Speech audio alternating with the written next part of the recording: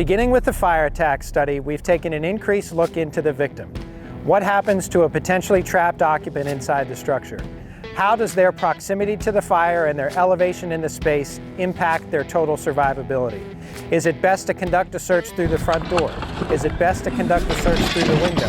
What time of day is it? Where is the fire located? And how do all of these play into our operations on the fire ground?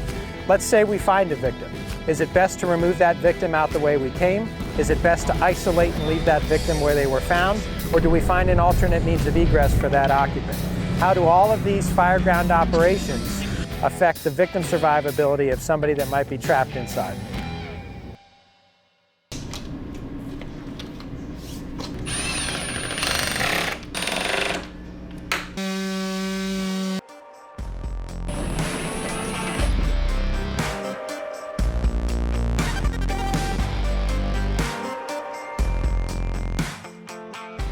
The idea is to quantify both the thermal exposure, so we have temperature measurements and heat flux measurements, as well as the toxic gas exposure, so we have gas concentration measurements. We also have measurements for velocity and pressure, so this tells us kind of what's going on throughout the structure. The key point about the gas measurement is they're coupled with heat flux measurements. So the heat flux gives us what's the rate of energy transfer to a particular occupant or a firefighter at that location. The gas measurements allow us to tell what would be that toxic load that an occupant or a firefighter might be breathing if they were not in personal protective equipment. Having the sensors at different locations and different elevations in the space, we're able to record data at different levels in different areas of the house simultaneously versus if we were actually pulling a simulated victim package through that space.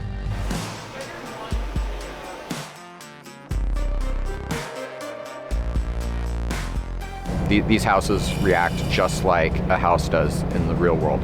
Other than being lifted to allow access for the instrumentation, they look like a house that my family could live in. There's plumbing. You can see where the fire was trying to extend into the HVAC system and up into the attic. And the fuels inside, they look like a house. It's all the same every burn. And once the fire reaches flashover, it looks and acts just like a fire, like a bedroom fire that I would go to at work. We're seeing the fire venting out the window. We're seeing the volume and velocity of the smoke. Everything that we see in this structure is typical of what we see at Sydney. There's so many variables. No one fire is going to be alike, nothing's going to look alike.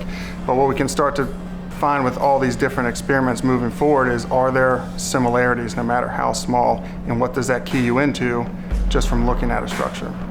2, 1, begin. We, as a technical panel, wheeled it down to about 20 experiments. Certain experiments would be like, do we vent in or search, or do we vent in or search isolate?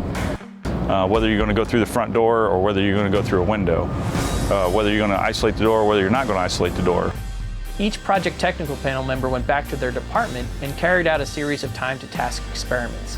So this allowed us to develop the timing data for a lot of the experiments that we've conducted. On average, it took us 10 to 15 seconds to break the window. So they took the average of 10 seconds, and that's what we used to break the window.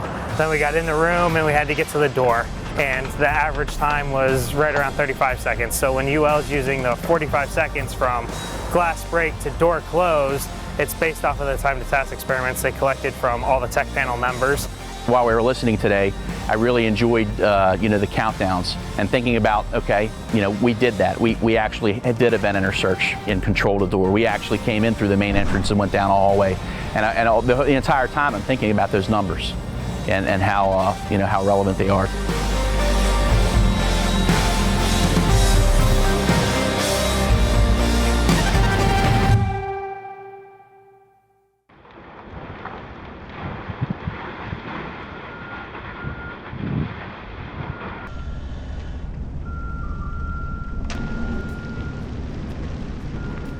As you're interpreting these experiments and as you're moving forward, really get out with your organization and do your own time to task, and that way you can have an idea of where you sit in this framework, and you see where you're at and you're seeing what you do and what you're capable of, so you can take the data coming from UL and now you have a time framework to put that in.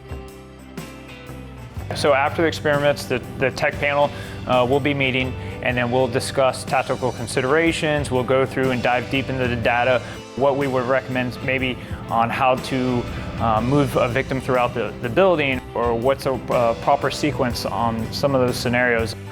Because I think we still all wish we could get there in time and get to every occupant of a fire, right? And I think what this is going to show is, with a modern built environment, modern furnishings, seconds count. Seconds count. Just because we arrive doesn't mean they survive. It's how we access them, how we remove them can make a difference. And this study is going to help us make those decisions.